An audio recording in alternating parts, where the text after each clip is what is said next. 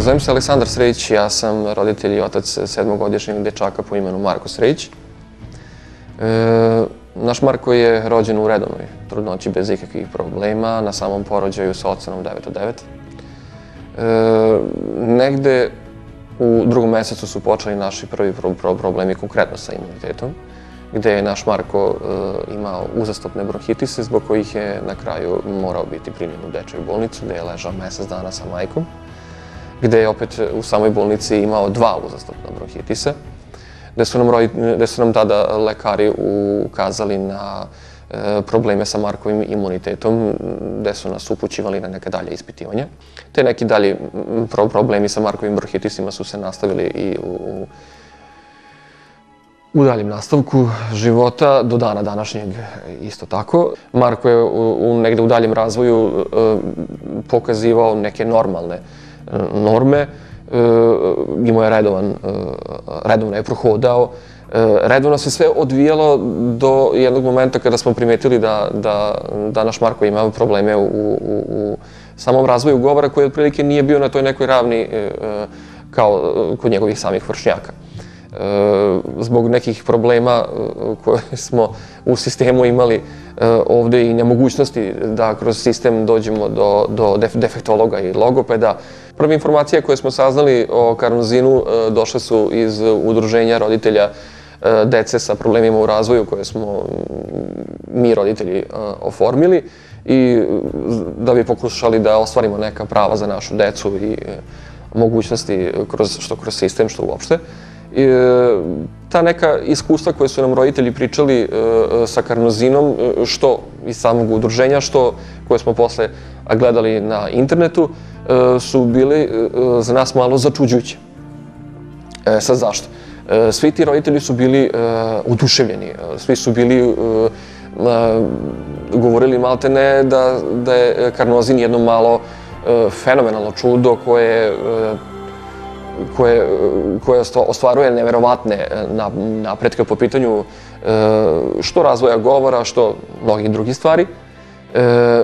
Tu smo bili poprilično u zazoru i bilo mi je potrebno jedno od dobrih mesec i po, 2 sigurno, znači kopanja po internetu, čitanja raznih informacija, šta je to karnozin, šta je u stvari karnozin ekstra kao suplement, gde smo saznali informacije da to je jedan suplement prirodnog porekla koji ne može naškoditi uopšte u nikom slučaju detetu.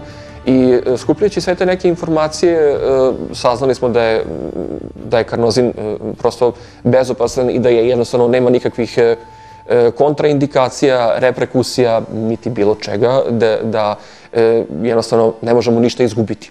Posle saznanja svih tih informacija, što na internetu, što od samih roditelja i svega što smo pročitali o samom karnozinu i preparatu karnozinu ekstra, na nas nije bilo više dileme, mi smo bili odlučni da to treba da uradimo i pogotovo iz razloga što naš Marko nije do tada nije pio nikakve suplemente, ni tog tipa, ni uopšte.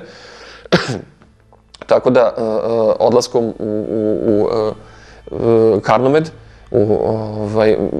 ljubazno osoblje nam je odgovorilo na sva pitanja, kao i sam doktor Kučera, gde smo dobili sve odgovore na sva naša pitanja koja smo mu postavili vezana za sam karnozin. Obavljen je kontrolni pregled, snimanje i sve što je neophodno. Doktor Kučera je odredio terapiju, odredio je količinu koju treba da pijemo. Posle nekih prvih mesec dana, za koji su nam inače rekli da ne treba da mislimo da će sad desiti ne znam kakav revolucionarni pomak, mi smo ono što smo primetili, pored toga što su nam rekli da će naš Marko pokazati i još veću fizičku aktivnost, mada je naš Marko poprilično hiperaktivan. Ono što smo mi primetili jeste tu neke probleme koje smo mi imali u komunikaciji samim tim. Marko je bio nekako usređeniji. Mi i kad bi kući radili bilo kakve vežbice didaktičkog tipa ili pisanog tipa ili bilo kog drugog, naš Marko je uvijek bio u pokretu. uvek je nekako onako skakutao ili jednostavno on nikad nije bio na jednom mestu miran.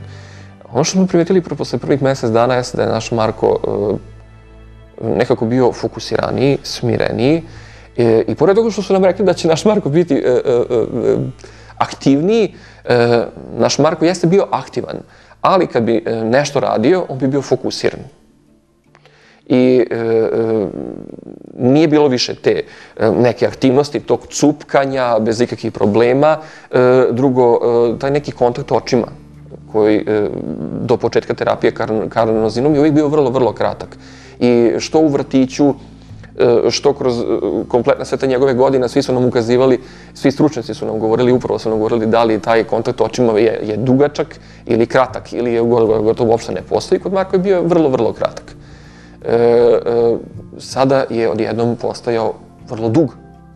Znači, bez ikakvih problema, one traju po par minuta, kad ja njemu nešto objašnjavam, kad ja njemu nešto hoću da kažem, Marko mene gleda u oči.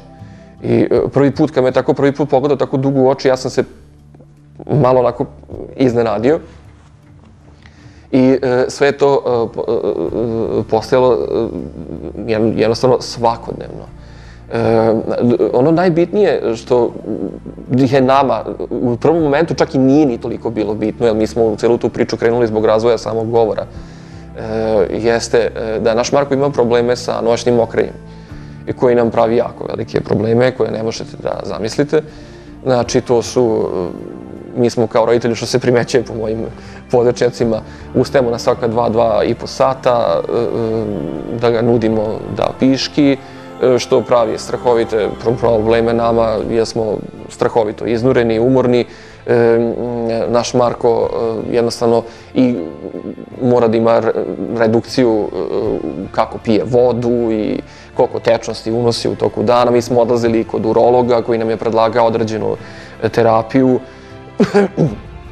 Ono što smo primetili kod Marka jeste da je uz tu neku našu redukciju i opet ustajanje noću, dešavalo nam se da ranije nam je do same terapije karnozina išao pa bar po 2 do 3 puta, pa čak nekad i po 4 puta, sve u zavisnosti koliko tečnosti u toku dana popije.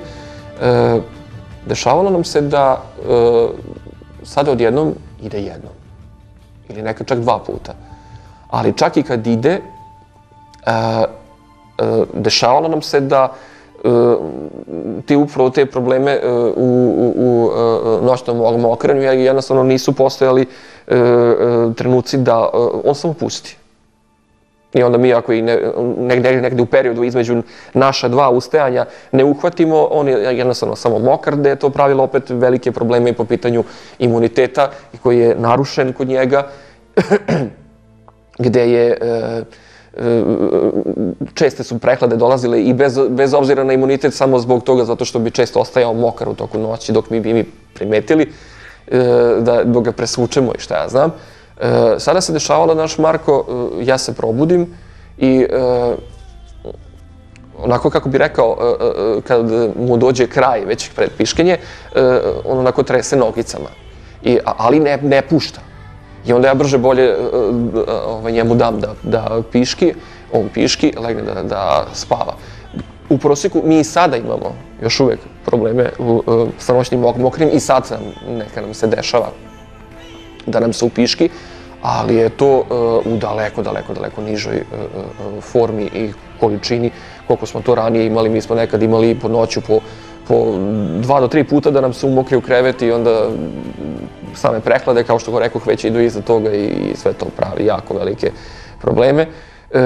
Mi sad imamo noću jednom, eventualno kažem 2 puta, da piški, što je za nas ogroman pomak.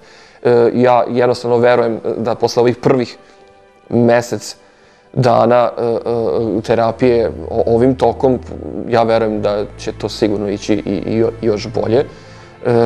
Jer kažem, dešava nam se nekad, mi bukvalno vodimo i dnevnike. Kada imamo mokru noć, kada imamo suvu noć, često gledamo, onako čitamo taj dnevnik i gledamo koliko, bukvalno sad kad bi napravili neku skalu koliko je piškio, a koliko je puta imao suvu noć. Suve noći su se ne samo učestile, dešava nam se da sad nemamo po 2-3 nedelje da se Marko upiški bez ikakvih problema, mi njega budimo noću, on obavi svoju dužnost, legne u krevet, zaspi i mi nemamo tih problema.